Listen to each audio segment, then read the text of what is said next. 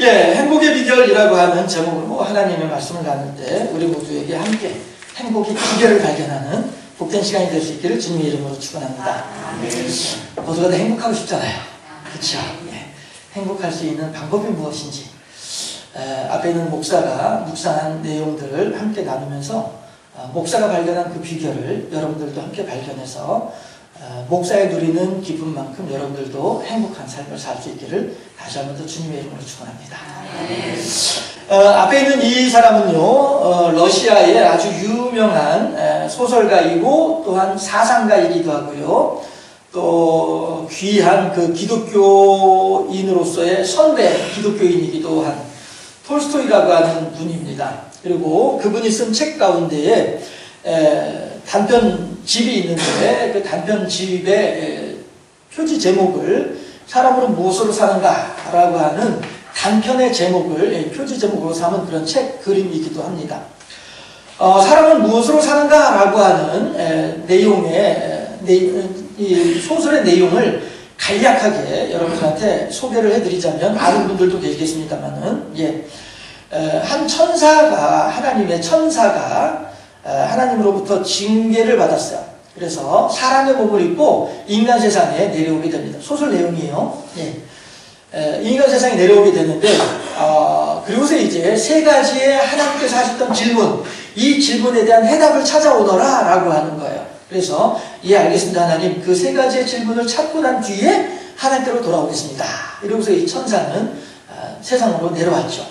내려와서 어디에 이제 유하게 되느냐 하면 구두장이 집에, 구두 만드는 사람 집에 종업원으로 이제 있게 되는 거예요. 그런데 종업원으로 있게 되는 그 사연이 어떻게 되냐 하면 하나님께서 이 천사를 땅에 내려보내시면서 망측하지만 발가벗겨서 내려보냈어요. 그 추운 땅에, 시베리아 그 추운 땅에 발가벗겨서 내려보냈어요. 사람의 몸으로 해가지고. 그랬더니 지나간 사람들이 막 웅성웅성하죠. 미쳤나봐, 죽으려나봐, 우리가 괜히 가서 잘못 건드리면 우리들이 도리어 막 덤터기 쓸 것 같아, 이렇게 하면서 말이죠. 사람들이 막 이렇게 외면하고 이렇게 이상하게 바라보고 하는 그때에 이 구두장이가 지나가다가 이 남자를 보고 불쌍한 마음이 들었어요. 그래서 이 남자를 이제 자기 외투를 벗어서 우선 이제 급하게 가리게 하고 그리고 이제 집으로 데려갔어요. 갔더니 그 구두장이의 마나님이 계실 거 아니에요. 이 마나님이 우리도 먹고 살 거 없는데 무슨 객식이야! 하면서 이제 막 이제 이렇게 거절을 했죠. 그럴 때에 구두장이가 마나님한테 뭐라 얘기를 했냐면 당신의 마음속에도 하나님이 계시오? 라고 질문을 해요. 그랬더니 이 마나님이 과연 내 마음속에 하나님이 있나? 하나님이 있으면 내가 이렇게 손님을 박대할 수 없잖아. 얼어 죽을지도 모르는데. 이런 생각이 들었던 거죠. 그래서 먹을 것과 입을 것과 잠잘 것을 꺼내다 주는 거예요.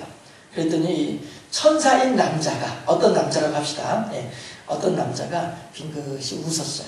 그래서 그 다음날 구두장이한테 하는 말이 저기 있잖아요. 내가 먹고 살 길이 막막한데 나를 종업원으로 써주시면 월급 바라지 않습니다. 그죠? 먹여주고 재워주기만 하면 됩니다. 이렇게 했더니 구두장이 마음이 또 선해가지고 그럼 그렇게 합시다. 우리도 먹고 살기 좀 막막하지만 그래도 같이 나눠 먹읍시다. 이러면서 같이 살았어요. 구두 기술을 배웠죠. 너무 잘 만드는 거예요. 소문이 났어요. 그래가지고 그 구두장이는 돈을 많이 벌게 됐어요. 1년이 지났어요. 한 남자가 거들먹거리면서 들어왔어요.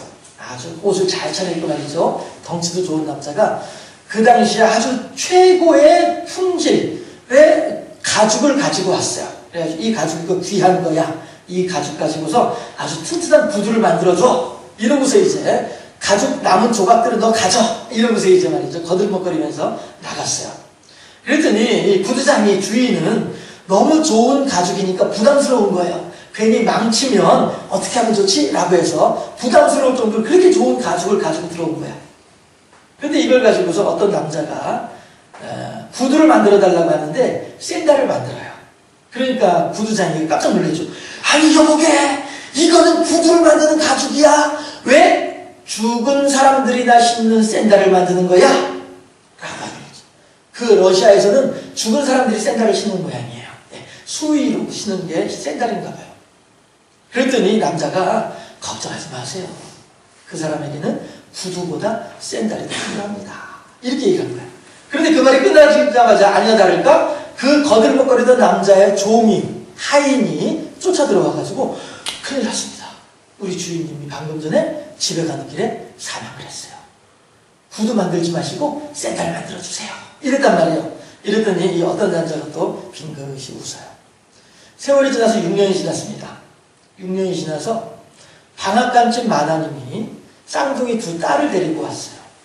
와가지고 이 아이들의 구두를 만들어주세요. 라고 얘기를 해요. 그랬더니 이제 어떤 남자가 또 관심이 있잖아요. 그래, 마님의 딸들입니까? 물어봤어요. 아니요, 내 딸들 아니에요. 내 자식은 아들이 하나가 있었는데 어렸을 때 태어나자마자 못 걸어 죽고 그랬는데 아들이 죽고 난 뒤에 상심해서 있는 동안에 옆에 살고 있던 어떤 이웃 사람이 이 아이들을 나한테 소개를 해줬어요. 이 아이들의 사정은 뭐냐 하면 이 아이 엄마가 애들을 뱃속에 데리고 있을 때에 아이 아빠는 벌목꾼인데 산에서 나무하는 벌목꾼인데 나무에 치여서 죽었어요. 아빠는. 그 다음에 엄마는 이 아이를 낳다가 죽었어요.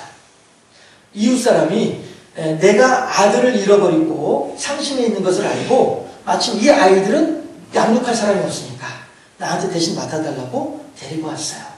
나는 이 아이들이 처음엔 싫었는데 이 아이들이 너무 불쌍해서 거두어 드렸어요. 아이들을 기르다 보니까 너무너무 예뻐요. 그리고 우리 집에 방앗간을 하는데 방앗간이 살림이 넉넉해졌어요. 그래서 이 예쁜 아이들을 위해서 넉넉한 살림으로 구두를 만들어주고 싶어서 데리고 왔어요. 이렇게 얘기를 하는 거예요. 그랬더니 그때 이 어떤 남자가 세 번째 빙긋이 웃는 거예요. 그리고서는 구두장이 주인한테 주인님, 요즘 우리말로 하면 사장님이겠죠? 나 이제 그만 갈랍니다. 어디로 가? 하늘로 갈랍니다. 하늘로 가다니 무슨 소리야? 당신이 이 젊은 나이에 벌써부터 하늘로 가는 거야? 이런. 아니요. 나는 본래 천사였어요.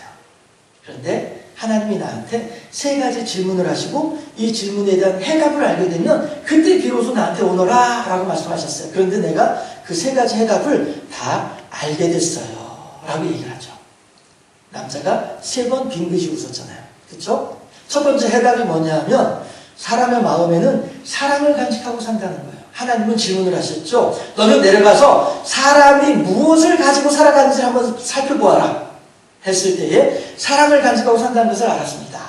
어느 때 알았는데 주인 마님이 나한테 먹을 거, 입을 거, 잠잘 거 챙겨다 줄 때 그 마음속에서 사람들은 이렇게 팍팍한 나의 형편임에도 불구하고 이 사람을 긍휼히 여기는 사랑의 마음을 가지고 살아간다는 사실을 팍팍한 형편에도 그들을 보살펴줄 수 있는 마음, 이 마음은 사랑의 마음이라는 것이죠. 해서 당신도 그렇고 당신 부인도 그렇고 사람은 사랑의 마음을 가지고 산다는 사실을 알았습니다.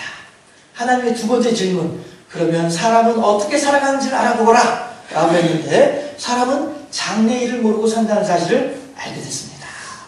그 부자, 거들먹거리던 그 부자, 자기가 집에 가는 길에 죽을 줄도 모르고 튼튼하게 내가 오랫동안 신어도 신발 하나 풀어지지 않을 정도의 튼튼한 구두를 만들어 달라고 했던 그 남자. 그러나 그 사람은 구두가 필요한 것이 아니라 샌들이 필요하더라. 사람은 앞으로 어떤 일이 일어날지를 모르고 살더라. 어느 철학자가 그런 말 했잖아요. 사람이 5초 후의 일을 알게 되면 인류의 방향은 엄청나게 달라질 것이다. 이런 말을 하잖아요. 사람은 5초 후에 무슨 일이 있을지 모르고 살아가는 사람들이 사람이더라. 천사는 그것을 알게 된 거예요. 사람이 어떻게 살아가느냐? 하나님의 질문에 대해서 사람은 장래일을 모르고 살아가더라. 그럼 세 번째 질문은 무엇이냐? 그러면 사람은 무엇으로 살아가는지를 알아보거라. 했더니 사람은 사랑으로 산다. 다시 말하면 사랑을 실천하면서 산다. 이것이 천사가 알게 된 세 가지 질문에 대한 해답이었던 거예요. 이 세 가지를 다 아니까 주인님 이제 나 그만 하나님께로 갈랍니다 하고 가는 거죠. 부두장에는 그 뒤에 이 솜씨 좋은 조업원이 없어져가지고 사업이 망했을지 이건 뭐 소설에는 안 나오는 내용이지만 그냥 저 혼자 궁금해서 생각해 봅니다. 과연 사람은 무엇으로 사는가? 오늘 행복의 비결이라고 하는 제목으로 엘가나와 한나와 분이나라고 하는 세 사람이 살아가는 한 가정을 살펴보면서 이 톨스토이라고 하는 우리 기독교 신앙의 선배가 생각하는 하나님의 우리들에게 주시는 본성, 우리들의 마음에 심어 놓으신 하나님께서 창조해 놓으신 우리들의 본성과 함께 이 세 사람의 이야기들을, 이 한 가정의 이야기를 살펴보면서 과연 사람은 무엇으로 사는지, 어떻게 해야 사람이 행복할 수 있는지 그 비결을 발견할 수 있기를 바랍니다. 네, 해서 자동차는 말이죠. 자동차는 잘 달려가도록 설계가 되어져 있어요. 그리고 어떤 사람이든 이 자동차를 비싼 값을 주고 살 때에는 이 자동차를 통해서 내가 편리하기를 바라서 자동차를 사는 거죠. 그런데 만약에 이 자동차가 고장이 났어요. 그래서 더 이상 고칠 수 있는 방법이 없어요? 그럼 그 자동차를 내가 끌고 다닐 수도 없는 거고, 그렇죠? 갖다 버려야죠. 예. 자기의 본래 만들어진 목적대로 하지 못하면 갖다 버릴 수밖에 없는 것이 자동차이죠. 사람도 마찬가지로 하나님께서는 사랑을 간직하고 장래를 알지 못한 채 하나님께서 허락하신 사랑으로 살아가는 것이 사람인데, 이것이 하나님의 창조의 질서라고 한다면 우리가 그래, 하나님께서 우리들에게 이것을 원하시지. 비록 한 소설가의 묵상이지만 우리가 그 묵상한 내용들을 깊이 생각하면서 그렇구나, 우리들은 모두가 다 하나님께서 우리들의 마음에 심어 놓으신 하나님의 모양과 하나님의 형상을 따라 지어진 인생들이기 때문에 하나님의 모양과 형상이 우리들의 속에 들어있다고 한다면 그래, 하나님도 우리들을 위해서 사랑하셨잖아요. 하나님도 우리들을 위해서 희생하셨고요, 하나님도 우리들을 위해서 엄청난 은혜를 베풀어주고 계시잖아요. 우리들도 마찬가지로 하나님의 은혜와 사랑 가운데서 그렇게 하나님의 사랑으로 살아가는 것이 합당하다라고 한다면 우리들 또한 하나님의 사랑으로 살아간 것이 하나님의 창조의 원리이구나. 그런데 만약에 자동차를 만든 원리는 앞으로 나아가라고 만든 것인데 이 자동차가 제대로 작동하지 않으면 내다버리는 것처럼, 우리가 하나님의 창조의 원리대로 하나님의 뜻대로 행하지 아니하면 어떻게 해야 돼요? 하나님이 우리를 갖다 내버리실까요? 하나님께서 우리 갖다 내버리면 우리 큰일 나는 거죠.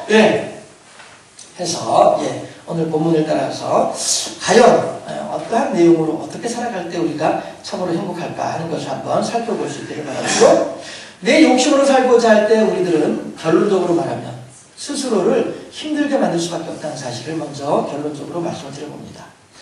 남편은 엘가나고요. 이 집의 특징은 다 나로 끝나는 집안이에요. 그래서 나 집안이고요. 내 집안이 아니고요. 엘가나, 한나, 분인나에서 나 집안이에요. 네. 엘가나는 남편이고요. 이 시대에는 중혼은 허물이 아니었죠. 여러 아내를 두는 것은 부끄러운 일이 아니었었습니다. 요즘 우리말로는 전혀 그럴 수 없습니다만은 이 문화대로 우리가 인정하고 시작을 해야 돼요. 마침 지난 수요일날 차 안에서 우리들의 주제가 뭐였죠? 시합과는 재채기도 같이 안 한다. 이것이 차 안에서, 집에 돌아가는 차 안에서 우리들의 주제였는데 마침 이제 또 본문도 이렇게 잡혔어요. 그래서 안 그래도 그날 차 안에서 있었던 일들을 많이 생각하면서 본문을 묵상해 봤습니다. 부인 1 한나예요. 엘가나가 욕심이 있어가지고 부인을 둘을 두었어요. 셋도 둘 수 있고 넷도 둘 수 있어요. 다윗 같은 경우에는 그보다 더 많은 부인을 두기도 하고 말이죠. 한나는요 자식이 없어요. 대신에 남편의 극진한 사랑을 받고 있어요. 오늘 본문 8절에서도 10아들보다 내가 더 낫지 아니하냐라고 이 엘가나가 한나에게 자신있게 말할 정도로 그렇게 한나를 향한 깊은 사랑의 마음을 가지고 있는 것이 남편입니다. 그러나 그럼에도 불구하고 자식은 없어요. 한나에게는. 왜 없어요? 하나님께서 한나의 태를 닫으셨거든요. 두 번이나 그 말씀을 하시잖아요. 어쨌든 자식이 없어요. 그런데 두 번째 부인 분인나 같은 경우에는요 자식은 있어요. 있는데 과연 남편 엘가나가 분인나를 사랑하는지 어쩐지에 대해서는 좀 의심스러워요. 아내로 삼고 자식을 두고 하는 걸 보면은 사랑하는 마음이 있는 것 같기도 한데, 그렇다고 해서 한나를 더 많이 사랑하고 한나에게 극진하게 대항한 걸 보면은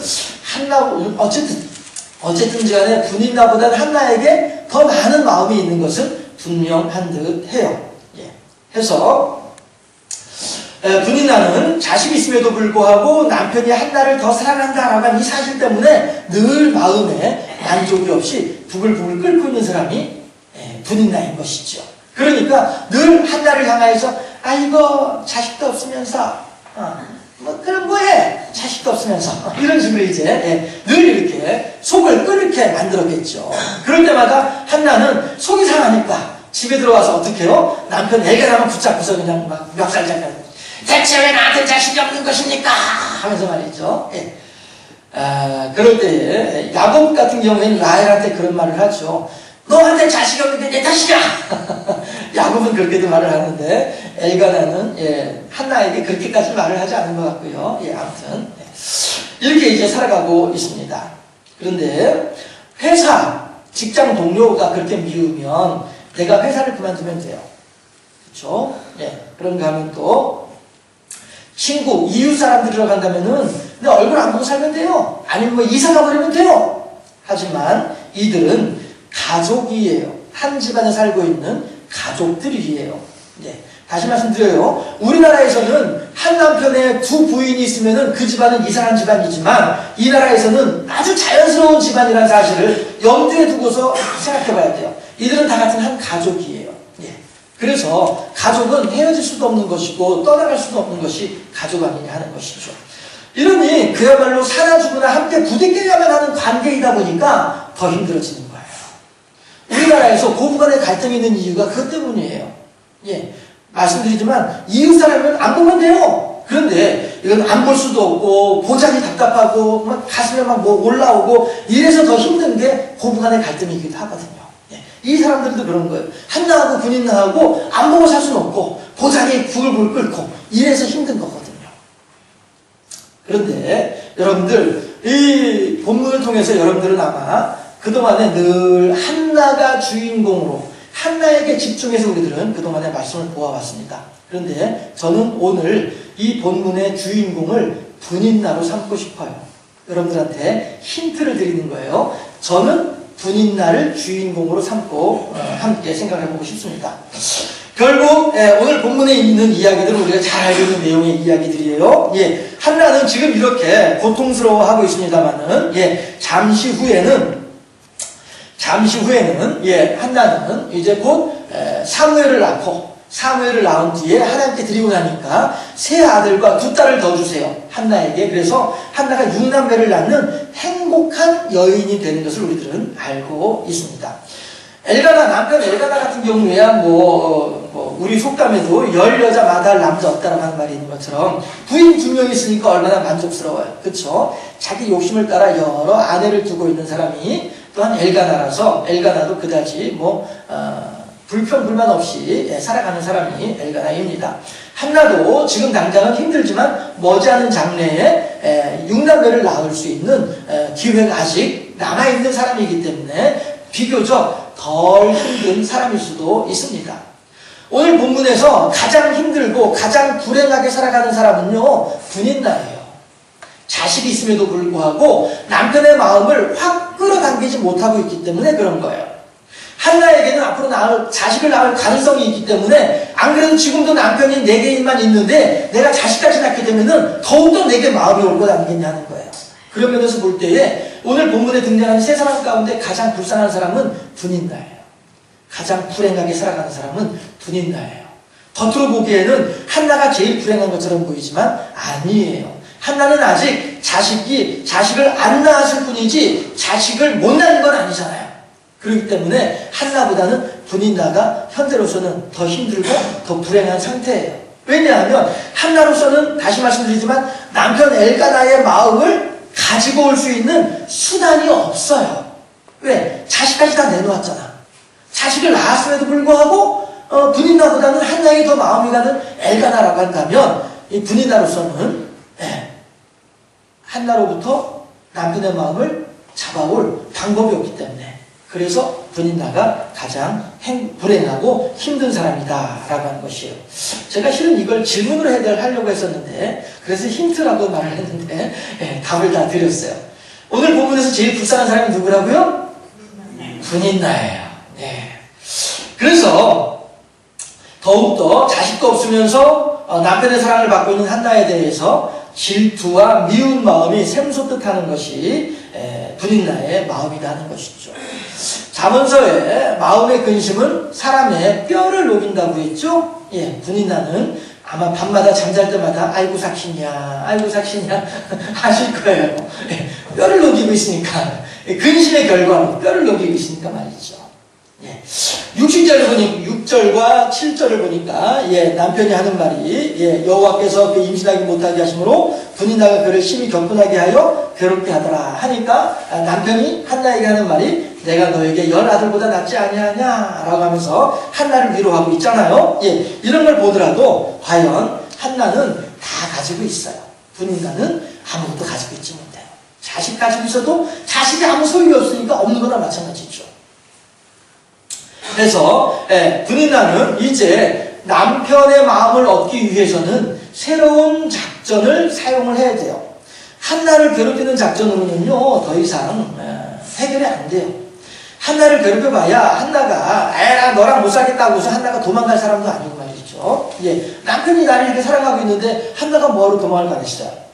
그러니까 결국 분인나는 한나 괴롭히기 작전으로는요 자기의 마음을 남편의 마음을 빼앗아 올 수 있는 방법이 없어요. 그러면 어떤 작전을 써야 돼요? 한번 읽어보세요. 분인나가 남편의 마음을 빼앗아 오기 위한 작전을 변경해야 되는데 지금까지 작전은 뭐였냐면은 한나 괴롭히기 작전이었어요. 그런데 이제는 작전을 변경하면은 어떤 작전을 써야 된다고요? 시작! 선심쓰기 작전. 선심쓰기 작전. 어떤 선심쓰기 작전이에요? 여러분들, 다시 말씀드려요. 우리나라 생각으로 하면, 우리들의 생각으로 하면 안 돼요. 이 나라 사람들의 생각으로 얘기를 해야 되는 거예요. 했을 때에, 분인나는 할 수 있는 작전은 하나밖에 없어요. 뭐냐 하면은, 선심쓰기 작전인데, 어떻게 선심을 써야 되냐 하면은, 남편한테, 엘가나한테, 여보, 나보다는 한나를 더 많이 사랑해 주세요. 나한테는 자식도 있고 남편도 있으니까 나는 다 가지고 있어요. 한나는 그런데 자식이 없잖아요. 그러니까 오늘 나한테 오지 마시고 한나한테 가세요. 이거죠. 이해되세요? 이해되세요? 우리나라 생각으로는 이해가 안 되죠? 하지만 이 나라 생각으로는 이게 가능한 거예요. 야곱이 4명의 아내를 두고 있을 때도 그러잖아요. 그렇죠? 이 여인들 간에도 남편을 양보하는 일들도 있잖아요. 그렇죠? 레아가 라헬을 위해서 남편을 양보하죠. 이런 것처럼 이 나라에서는 그것이 하나의 아름다운 미덕이 될 수 있는 거예요. 결국 분인나는 남편 엘가나의 마음을 잡기 위해서는 그 방법밖에 쓸 수 있는 게 없는 거예요. 해서 나는 이렇게 선하게 한나를 대하고 있습니다. 나는 이렇게 착한 마음으로 살아가고 있습니다. 해야만이 남편 엘가나의 마음이 돌아올까 말까 가능성이라도 있다는 거죠. 여전히 엘가나가 남편이 사랑하고 있는 한나를 향하여서 분인나가 한나를 미워하고 괴롭히게 되면은 한나는 밤에 찾아온 남편한테 아이고 내가 분인나 때문에 못 살겠어요 라고 하게 되면은 남편 엘가나의 마음은 분인나에게서 더 멀어질 수밖에 없는 거예요. 그러니까 한나가 못 살겠어요 라고 하기 전에 먼저 남편한테 한나를 더 많이 사랑해 주세요 라고 하면 그제서야 엘가나의 마음이 한나를 향하던 마음이 아 그래 분인나가 저렇게 착한 마음이었네 하는 마음이 들면서 그나마 분인나를 향하여서 마음이 돌아설까 말까 가능성이라도 있다는 거죠. 해서 결국 분인나는 자기의 작전을 바꾸어야만이 그나마 남편의 마음이 내게로 돌아올 수 있는 가능성이 그나마 생기는데 이렇지 아니하고 늘 하는 방식대로만 하니까 어떻게 돼요? 다람쥐 천바퀴 돌게 하는 거예요. 그러니 한나는 한나대로 힘들고 엘가나는 엘가나대로 두 여인 사이에서 괴롭고 분인나는 분인나대로 여전히 불행하고 말이죠.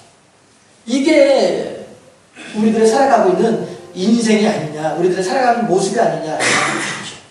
우리들은요 지금까지 이 방법으로 삶을 해오다 보니까 이 방법이 안 먹히는 걸 알게 됐어요. 알게 되면 어떻게 돼요? 방법을 바꿔야죠. 바꾸지 아니하고 그냥 내버려두면 어떻게 돼요? 똑같이 어제나 오늘이나 똑같은 인생을 살아갈 수밖에 없다는 것이죠.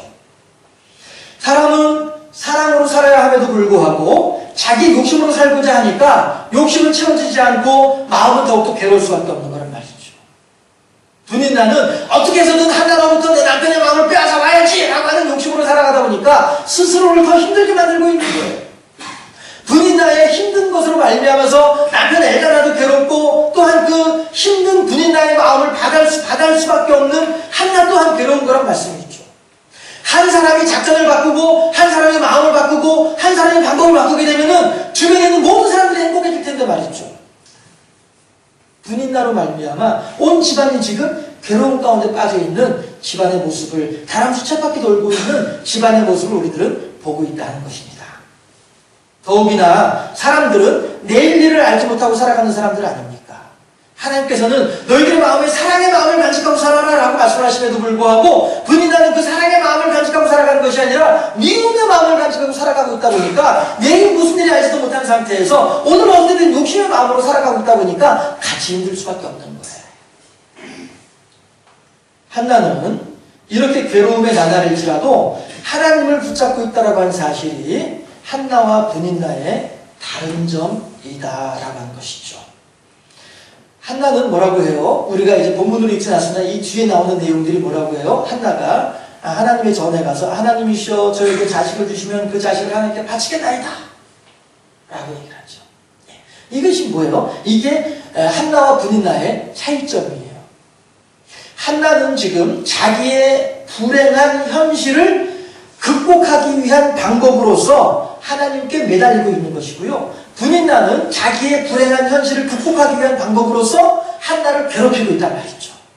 이것이 한나와 분인나의 다른 점이다라고 하는 것이죠.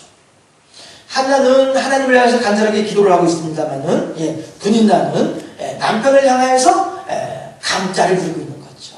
이 작전이 이게 한나와 분인나의 차이점이라고 하는 거예요. 그리고 또한 한나는 그 뒤에 엘리 제사장이 하는 말이 됐다, 하나님께서 너의 기도를 들으셨으니까 가서 편안히 지내라 라고 하니까 더 이상 한나에게는 수심이 없었더라 라고 하잖아요. 하나님을 향한 이러한 간절하고도 간곡한 믿음을 가지고 있는 사람이 한나였더라. 도둑이 오는 것은 죽이고 멸망시키려는 것뿐이요, 또한 내가 온 것은 양으로 생명을 얻게 하고 더 풍성하게 얻게 하리라. 요한복음 10장 10절의 말씀이고요. 제가 자주 인용하는 말씀이기도 합니다. 예수님께서 오늘 우리들에게 오신 것은 사랑으로 살기 위해서 우리들에게 오셨더라 라고 하는 사실이죠. 또한 하나님께서 뭐라고 말씀하시냐면은 같이 합독해보도록 하십니다. 요한복음 15장 12절 말씀 시작. 내 계명은 곧 내가 너희를 사랑하는 것 같이 너희도 서로 사랑하는 이것이니라. 아멘. 톨스토이가 묵상한 내용이 하나님의 말씀에 입각한 그런 묵상한 내용 아니겠어요? 그리고 그 말씀에 묵상한 결과로서 사람은 무엇으로 살아가는가라고 하는 소설도 쓴 것이고요. 결국 우리들은요, 예수님께서 하신 말씀이 내가 너희들에게 새로운 계명을 주노니 서로 사랑하라 라고 말씀하신단 말이죠. 그럼에도 불구하고 우리들이 이 하나님의 계명을 따라서 행하지 아니하고 여전히 우리들의 욕심의 작전을 가지고 살아간다고 한다면 우리들은 결코 행복할 수 없다는 사실을 알 수 있다는 것이죠.